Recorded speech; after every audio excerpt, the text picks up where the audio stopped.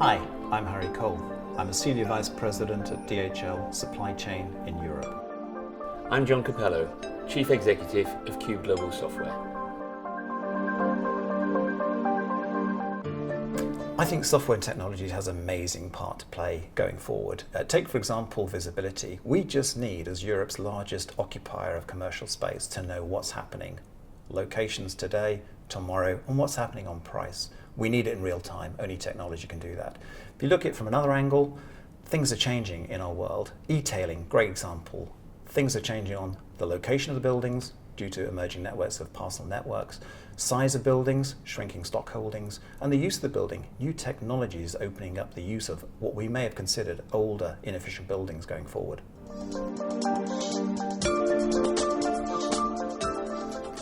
Meaning, I guess, when do we get rightmove.com for the property market?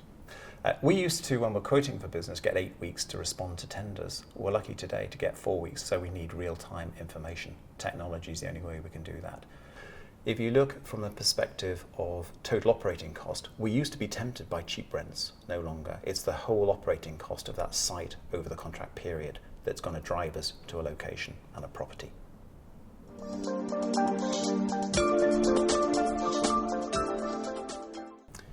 We're under great time pressures these days. We need to continually improve our operations.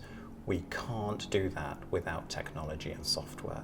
We just need to understand what's best practice in our business, and we need to transfer that into the rest of our business right across our global operations as fast as we can. Can't do that unless we've got technology and software. I do agree that the industry has been slow to adopt technology, and I'm really quite surprised about that because of the longevity of the product. You have, as a property owner, 20 to 25 years to write off investment. We, as an occupier, have 3 to 5 years in typical contract terms. I think we just need to get together and really revisit the model. I think we can work on creating something which is better reflecting the risk and reward towards each party.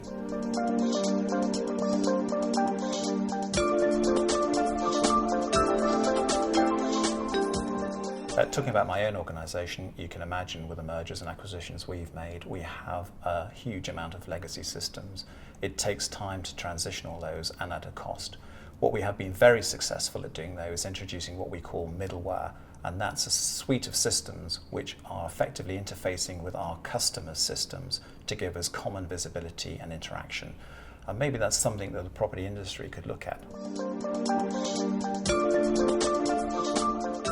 I'm really surprised to hear that over half occupiers don't use technology and software to measure KPIs. We do. We have to. It's in our contracts effectively to continually drive improvements, and we can't do that manually. We have to rely on technology. And we also have a mantra in our business: what we don't measure, we don't improve. I think there has been low concern generally in the property market to take up environmentally sustainable solutions, but it's gathering pace. We're certainly seeing that, and we think it's being driven by genuine desire to make things better for the environment, but it's being fueled by saving money, and we know that carbon equals cash. It's also driving innovative thinking. Take, for example, our business. We just want the floor in a warehouse. As a property owner, rent the warehouse roof to somebody else. Stick some PV panels on it, rent it out to an energy company. You've got 25 years to recover your investment. I think that makes good environmental sense and great financial sense.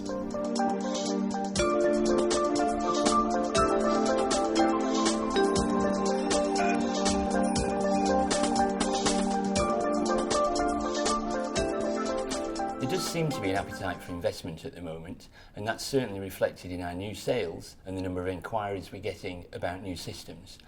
I think there are a number of reasons for that.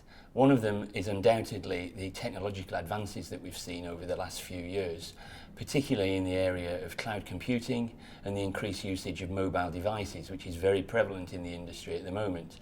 And I think it's no surprise that organisations are looking for solutions that have kept pace with those developments. I think another reason is the concern across the industry about legislative and regulatory changes. One good example at the moment in the occupier community are the proposed changes from IASB about lease accounting standards. I think that organisations with sophisticated IT systems already in place will find it much easier to react to these changes than organisations which don't have them. I think there's a lot that the industry can learn from this research. One particularly surprising result has been the low level of use of technology in business intelligence functionality. I suspect that many organisations don't realise the capability of some of their existing systems. A lot of our software development now is based around this business intelligence area, providing decision support solutions rather than just the transaction processing with which computer systems are traditionally associated. It's particularly surprising to us because it means that you're not realising the full return on the investment that you've made in the software. Many of our customers are realising those returns, and also if you speak to someone like Harry Cole at DHL, he seems equally surprised that other organisations aren't making use of this kind of functionality.